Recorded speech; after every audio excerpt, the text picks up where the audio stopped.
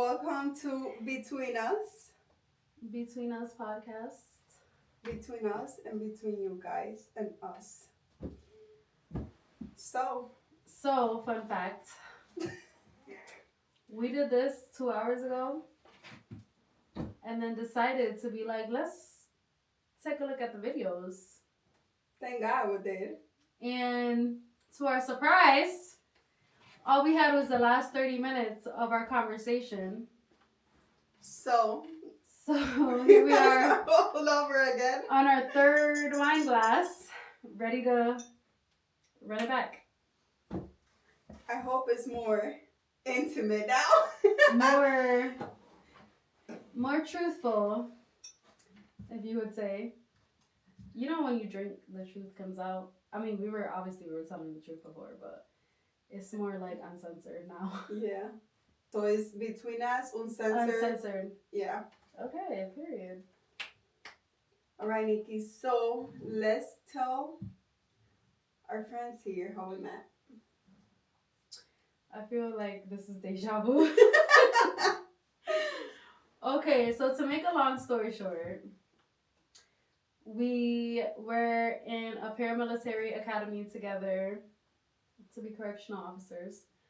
And somewhere along the line, we started defensive tactics, and she was my assigned defensive tactics partner. And very quickly, she started to piss me off because it was like practice, or like we're learning, right? Like certain techniques. And she didn't get the memo that we were like practicing, not actually using defensive tactics, but like going through I don't know, like I feel like we were supposed to go through the motions. And obviously you want to practice how you play, right? Like that's what they say when you play sports. But yeah, this girl, for lack of a better term, was fucking me up. Like, and I'll be so mad. And I'm like, girl, why are you going so hard? So I could remember the first week of defensive tactics. I go home and I'm like telling my mom, I'm like, why I get partnered up with this bitch? And I got scratches all over my neck because she's mad rough, like heavy-handed as fuck. Like she wasn't even trying. It was just like natural to her. And I was getting pissed because I'm like, bro, why are you going so hard right now? So that's how we initially met. But up until then, we weren't actually like friends. And you know what's crazy? That even then, like her face, like she looked like she wanted to beat me up. Like she looked so pissed. Actually did want to beat you up. Like she looked so annoyed, bro. Every time she scratched my neck, I'm like, ooh. Such a like dry interaction. Like we didn't even like conversate that much. And like they give you assigned seating, right? Like whenever you have to sit at the table. So I don't think we were anywhere even near each other. Mm-mm. And the girl that was at my table, Shanice, we actually ended up being very, very close, like straight off from day one. But that's because we were assigned on the line together and we ended up sitting at the same table. So like it was a little different dynamic. And everybody had like the little crew already. Like I did not have a crew. I already had my friend Arena. She will be here eventually for you guys to meet her. She was actually my first friend. When I started our what is it called? The 2 weeks, the first 2 weeks. Oh, the cadet program. Yeah. So that's where I met her, and then we became very close during the academy. She was like my bestie. She is still my best friend, one of my best friends. But yeah. Anyways, like I already have my people, and the thing with me is that, like, if I start talking to you, like if we become friends, that's it. You're like my everything. Like. I don't see anybody else. It's you. That's it. All my plans are with you. Everything is you. So, like, I didn't have any room to make new friendship. Like, I just... Honestly, I would just go do my 8 hours and then thank the fucking Lords up above, the Lord, that the day was over. And I just wanted to go home and not fucking think about it for the next 16 hours and do it all over again. So I didn't really like click with anyone really in the academy besides like 2 girls, and it wasn't even like that we were hanging out outside of the academy. Like we couldn't even hang out. It was COVID time, so I know, but everybody was still getting together on the weekends. I just never been like a cliquey girl, so like I wasn't like drawn into any like particular group. Like me and Shanice were really good friends, and I love Shanice. me too. We would like speak outside of the academy, and then once we graduated, me and her gradually started hanging out. But it wasn't like during the academy that I had like academy friends. It was like straight business for me. Like I just had to be there to get my job. That was like my mindset. Like, not like it changed, but well, I mean, she got me now, so. But yeah, that's how we met, and we didn't become friends then because we were actually at different facilities working. So I don't think we became friends. Like we've known each other and we've communicated throughout the years. I remember one time you emailed me. You're like, "Oh, you do swaps?"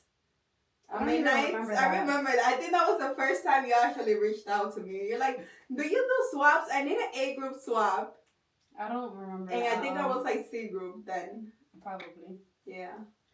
Until 2024 is when we like started like actually communicating often and hanging out. Mhm. And yeah, and then 2025 was a wrap. Who would have thought that we were gonna become this close? I definitely did not, because as I said earlier, that was not on camera. In my adulthood, it was very hard for me to accept new friends, or like I was not very open to new friendships because I had the same friends my whole life.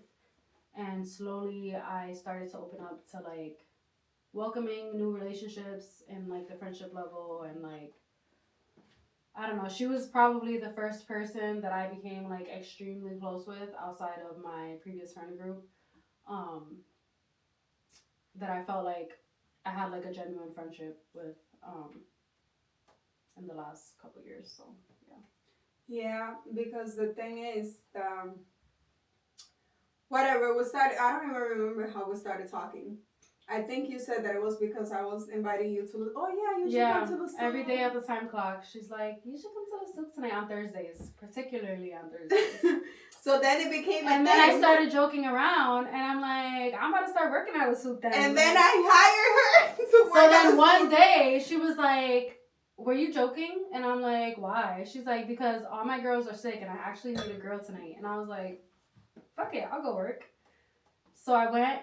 And I made a couple dollars, and I was like, you know what? I'm about to work Thursdays, because Thursdays was very slow, and that was good for me because I wasn't like into the whole club bar scene. So I was like, I'll take Thursdays, and I worked Thursdays for maybe like a month and a half, almost 2 months. So yeah, so then it became a thing that every time I had to work on the weekend, so I'm like, can you please come? Like she's very like. To myself. You have to kind of talk to her first to get her to like, she's not like, I'm going to talk to you first type of thing. And then I think once you started working at the same place and like day shift, same shift, we talked more throughout like our shift and stuff like that. But I had already had your number like previous to that. When you had a daughter, I reached out or whatever. So it wasn't like we were strangers, but we definitely were not. Like, and we became so close, like they say, like we became so close that I had no other choice than to make us family, basically. Because now she's my sister-in-law, so I have 14 brothers and 1 sister. I mean, it was bound to happen. It was bound to happen that she was gonna be part of the family eventually. Jesus. So she's now my sister-in-law, my bestie.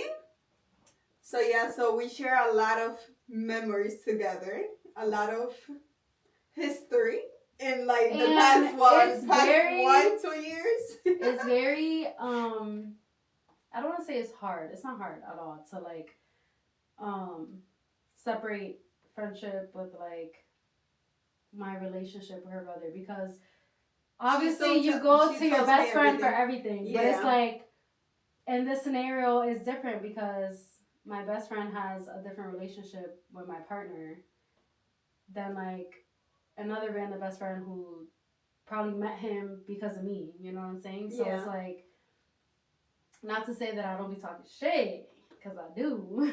Because And the you signed up for this. You want to be my best friend and my sister-in-law, so yeah, you signed up for this. And the thing is that it's funny because she didn't even get with my brother because of me.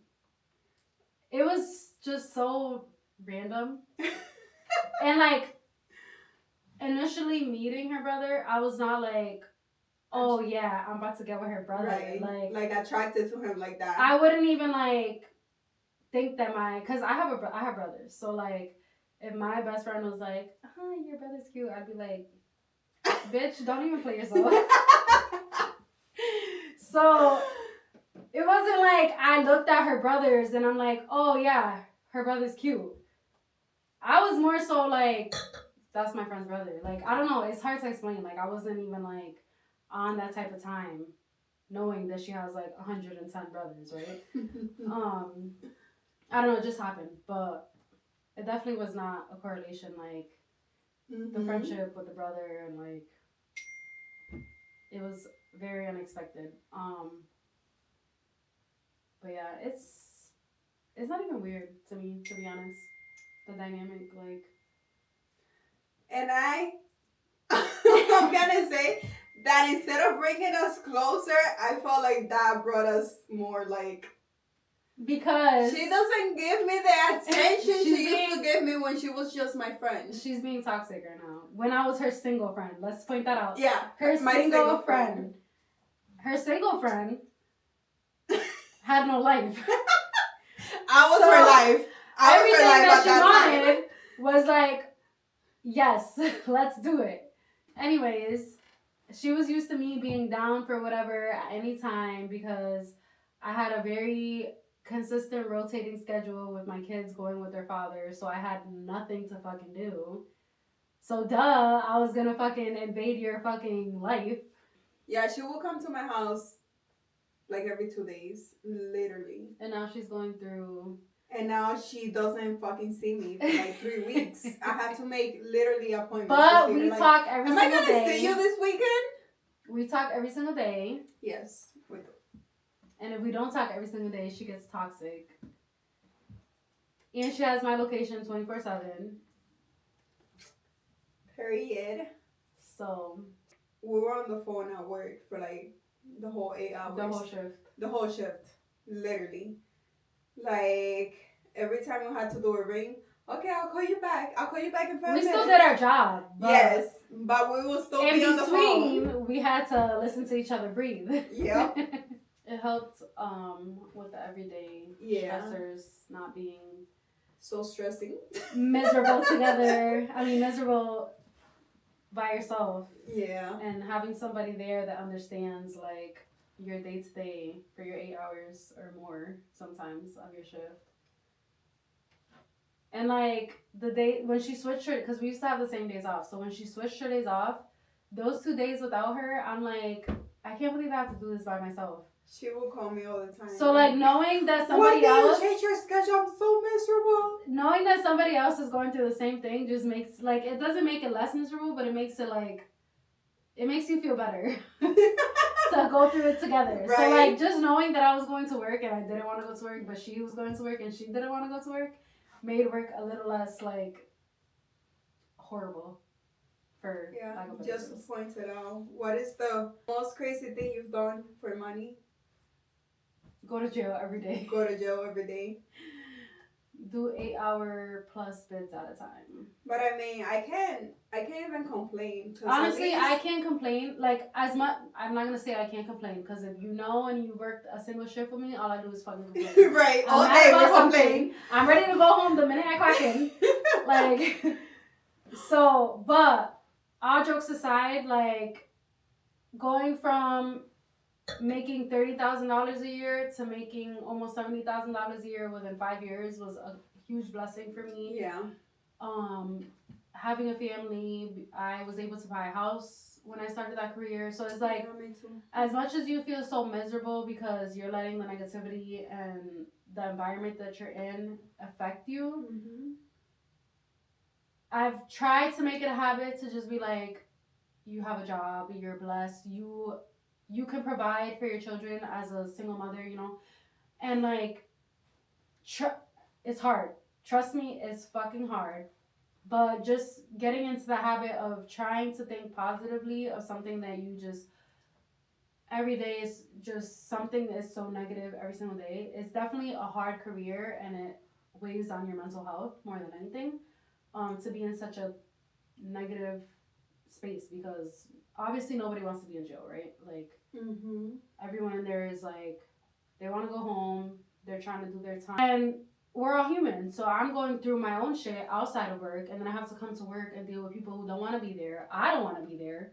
So it's like I'm getting paid to be here, and I don't even want to be here. So I can't even imagine what it's like to be on the other side. You know what I mean? So it's like, but to make light of a career where everything is just so like negative and such a like heavy like a heavy environment is it was a blessing for me as a parent, as somebody who's, you know, trying to have a career and just move forward in life. Like if it wasn't for me deciding to take on that career, I wouldn't have been able to do all the things that I have done up until this point. So it's like I try to look at it in like a more positive light as much as it like it's hard. It's hard. It's just hard. Like so for me, like I would have never, ever thought I was gonna end up working in and jail. honestly, knowing her, like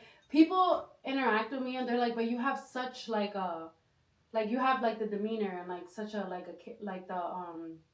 the perfect attitude for a career like this because I'm very like I don't like initially, you don't let them fuck with your no head. like initially like I'm just like a very like serious like mean because I look mean whatever person, and like knowing you, like I could never imagine you being like hee I want to be a correctional officer like how'd you get here? Okay, so like you're such a nice, like I'm not to say that I'm not like a nice person, but she's genuinely like you meet her and you're like, wow, she's such a sweetheart. She's so nice. With me is that I've always wanted to be in a career where I could help people. So like growing up, like I went through a lot with my parents, and I had a really good counselor. So I learned a lot from her. So I was like, you know what? When I grow up, I want to be a counselor. I want to be able to help people, to guide them in the right path. And then I was like, you know what? I'm gonna work in jail. Like I need something stable. I already had one kid. I wanted to buy my house, and I saw people that were my age doing a lot of stuff, you know. And it's crazy because if you think about it, like at least I'm speaking for. I don't want to say I'm speaking for myself because my parents were very like like at least me growing up, my parents helped me a lot, and my parents continue to help me. I'm so blessed to be what is it? How do they say? Silver spoon fed, whatever they want to call it. Like when your parents can do whatever they can to help you. I am very blessed, and I would never take that from my parents. Yeah. But my father had great structure growing up, where his parents were in the position to be able to help him in whatever way they could, and I seen my parents be young parents. My parents had me at 21, and they were able to move here from Puerto Rico, and within a year or two, buy their first house. And my mom till this day has the house. And although you know, obviously nobody's perfect. There's been a lot of things that have happened throughout the years, but they were very successful in the way that they maneuvered through life and brought me and my brother up, and I always wanted that, you know, for me as a parent. So I feel like going into the career was like my opportunity to be able, and we say like so many people were achieving things at such a young age, but how old were you when you bought your house? I was like, damn, I don't remember. But we're both in our 30s. I bought it in 2020, so I was like 27 when I got my house. And I was like 26, 27. So that is pretty young, I think, for our generation. Right. And there's a lot of people that buy their house. I feel like when you buy your house before 30, like you deserve a lot of credit. Like it takes a lot of That's discipline something I should it's do, an yeah. achievement, you know. Mhm. That's like a long life investment.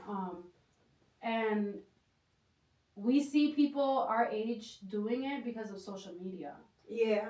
But there's so many people even older than us that have never gotten to that point of their life. So it's like, And we feel so pressured to like hit these milestones mhm. before a certain age, and it's like, even to be able to buy a home in the age that we were at with a child already. Yeah. Like, some people are our age and don't even have like a stable career, don't have the means to even like take that step, you know what I mean? So it's like, yeah, we were thinking like everybody's doing it, we're late.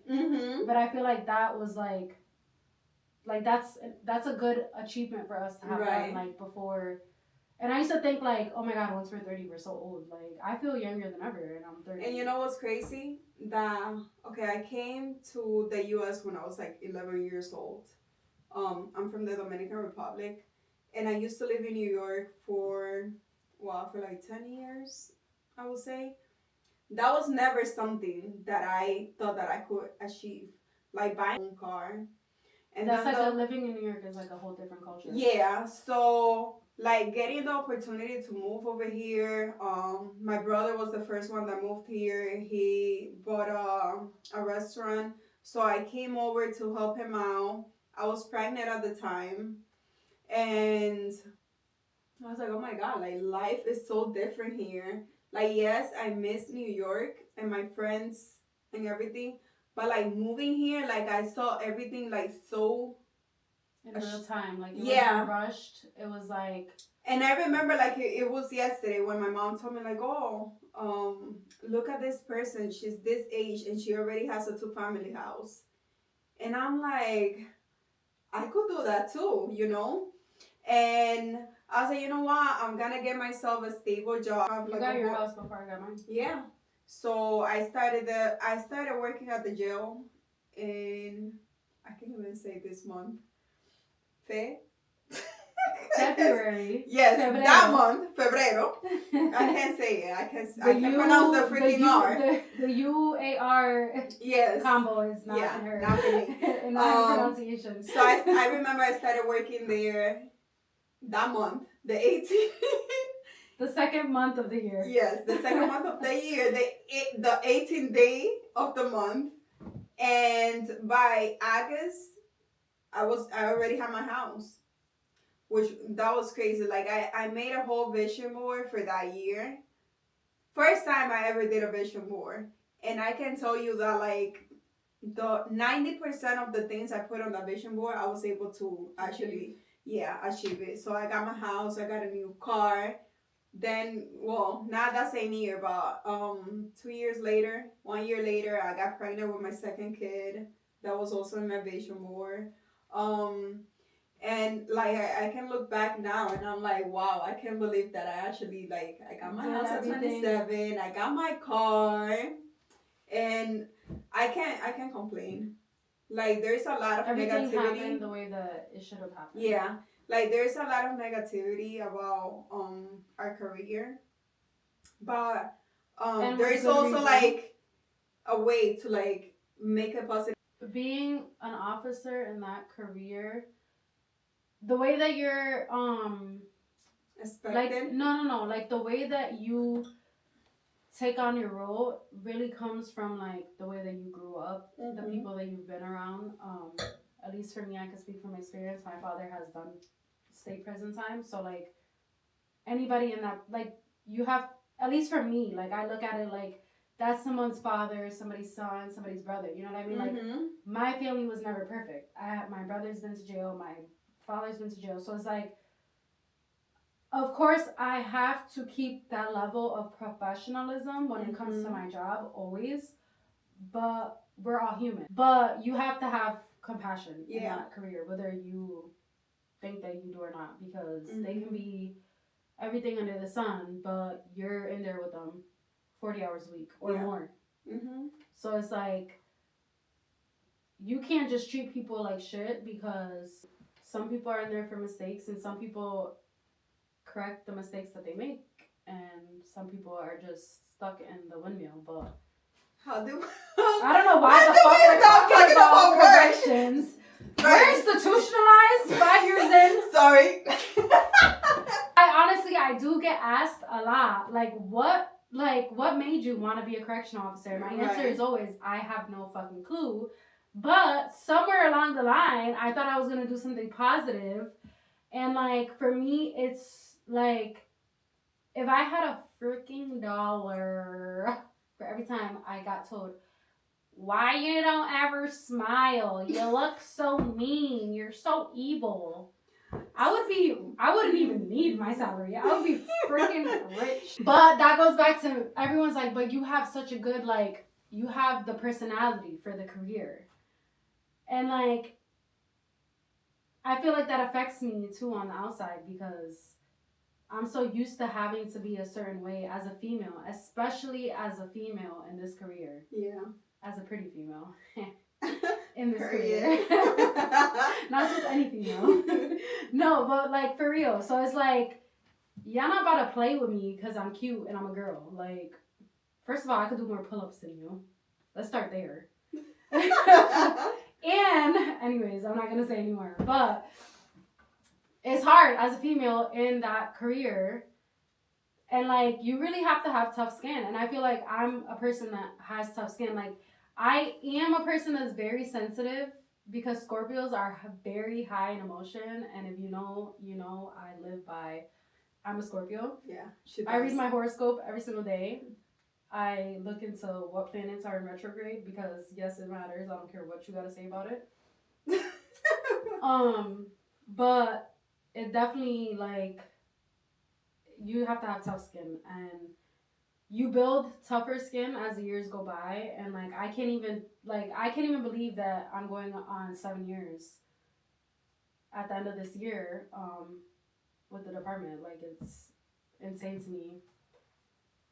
And sometimes I wish I picked a softer career for myself and my sanity and my mental health. Come April, I'm probably gonna need a therapist again, but I don't know. I try to tell myself that I'm grateful for the opportunity, for the career, for being able to do all that I've done. Oh shit. In my 31 years of life, and I have 2 amazing, beautiful kids, and I can provide for them on my own. And honestly, that's enough for me. When you're forced to do it on your own, that's just it. I mean, like I said, I don't know how. Back to the initial. Yes, being I don't know how she ended officer. up, because she's just such a opposite of what you think. But let me tell you that it has helped me a lot.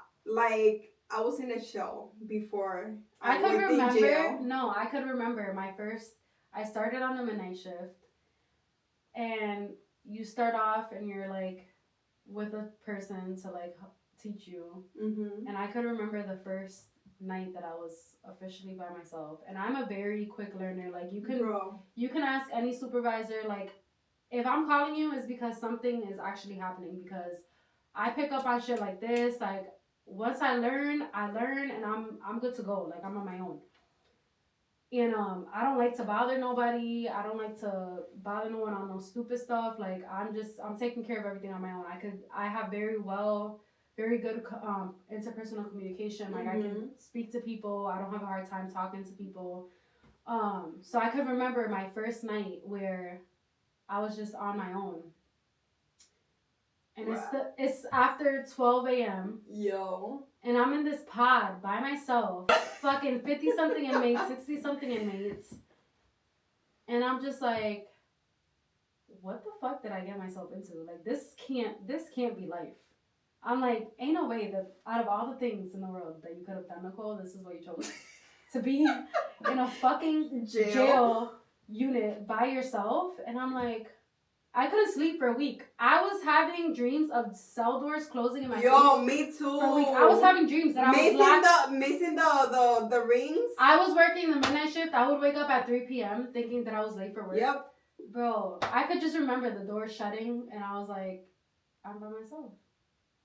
Yo, and working. I'm responsible for all these grown ass men. Mm-hmm. And for me, it was so depressing being in jail at midnight. It was crazy for me. Honestly, my first 2 years, like, I adapted to the schedule. It wasn't until I started, like, getting, like, a taste of first shift that I would pick up shifts or I would get frozen or, like, whatever, that I was like, midnights is not for me. Once I started working, like, consecutive day shift shifts, I was like, I need to get the fuck off the shift. But my first year and a half, almost 2 years, like, I was pretty good with the schedule, but that shit definitely catches up to you. Yeah, and it does. I am a very, very sleepy girl. Like, I could fall asleep at any time right now. I'll take a nap. Right now. I'll take a nap right now. But no, So, for me, it was not for me after a little bit. Like, it was very depressing for me to work overnight. And then when I made the choice to go on days and actually go to the MI, because mind you, I was working at the lowest security facility. So from me going to that to maximum security, for me it was like, oh my God. Like, do I really have the balls to, like, deal with these guys being outside all day? Yeah. But it's definitely a culture shock going from, like, everybody sleeping your whole shift to, like, having them all loud. The zoo. Yeah. But you know what? But it wasn't that bad. I'd rather work with guys than working with the girls. Like, 100%. For sure. I mean, I never had an issue with a good majority of them. Yeah, I never had an issue with the guys. Moving on from the jail, because this podcast this is not about jail. About our career choice. Back to reality. I can't believe we just talked 30 minutes about working in jail. It's so hard when you're like, all you do is go to work. To be a YouTuber. that was my drastic dream. Changes. Yup. I went from working I was a dental assistant and I jumped into corrections. Completely two different worlds. Sometimes I wish that I can go back to dental assisting and live a low stress, very mellow life, but unfortunately, I don't want to struggle. Not to say that y'all are struggling, but once you get used to a certain salary, it's very hard to backpedal. It's a trap. It's a trap. So I'm trying to make the best of where I'm at, and like I said before, I'm very grateful to have gotten all the things that I've gotten up until this point with my career. So I'm trying to make it a mental note that to stay in that positive bubble. And I have a handful of people who do daily check-ins and see where my mental health is at, and I appreciate y'all. Y'all know who y'all are. And hopefully that I can carry this on through 2026 and not have a complete meltdown by April. Anyways, I wanted to be a YouTuber. And the thing with me is that I'm a very perfectionist person. So I like everything to be, like, perfect. I need to have this. If I don't have this, it's not going to be perfect. So that was my whole thing since, probably 2012 when I started making videos in my little Mac and never posted them. You posted a few. I posted like 2 videos. That's it. A few. And then, like, you know where I could have been right now? If she would have kept on, because posting videos. Her era of wanting to be a YouTuber was just that. Everybody was on YouTube, but the way that social media, Instagram, TikTok, it has evolved. Facebook has evolved so much with the influencers. Like, if she would have just kept on, but that's the part of everything that you start, you need to trust the process. And that's my problem right there. I told her in her new venture that I'm not going to speak too much on until she puts it out into the world. Like I told her before, it's going to be a slow start. You need to trust the process and putting it into the universe. she will be exactly where she's meant to be. So yeah, so my thing is that, you know, She I got doesn't into like to trust the process. She wants everything to happen overnight. yeah, like this. Like if I start something and I don't see like I'm getting support or that things are moving The quick, way that she wants it. then I'm like, okay, this is not working out. It's like, the way that we can explain it is like when you place an order and then 5 minutes later you check the tracking and the order hasn't moved because you literally placed it 5 minutes before. Yeah, that's me. That's her with everything. Yes. But the thing with YouTube is that I always wanted things to be perfect. We're compulsive. Once we start something, we need everything. Yeah, I need everything like this. For example, this room that we're sitting in. Tell them about this room. So, I got this shed because I wanted to do lashes. So I got certified for lashes, for makeup, for eyebrows. She bought a whole shed. I bought a whole shed. I put in money to like get it ready to like. She put heating. Yeah, like it has electricity. everything. It's freaking beautiful. I did the wallpaper. She did the You wallpapers. can't really see it, but and it's been a year, and I haven't done anything. And I actually put it up for rent, probably like 2 months ago. And then I decided I was gonna do a podcast. So I was like, you know what? I'm just gonna start a podcast. so here we are. And here we are. So. But if you want your lashes done, hit her up. And yes, I do lashes, so. But yeah, the thing with me is that I always have to be up to something. I cannot be stuck in the same place. I'm doing something, I'm stressed, I'm depressed, I'm like going through it. So, damn, bitch!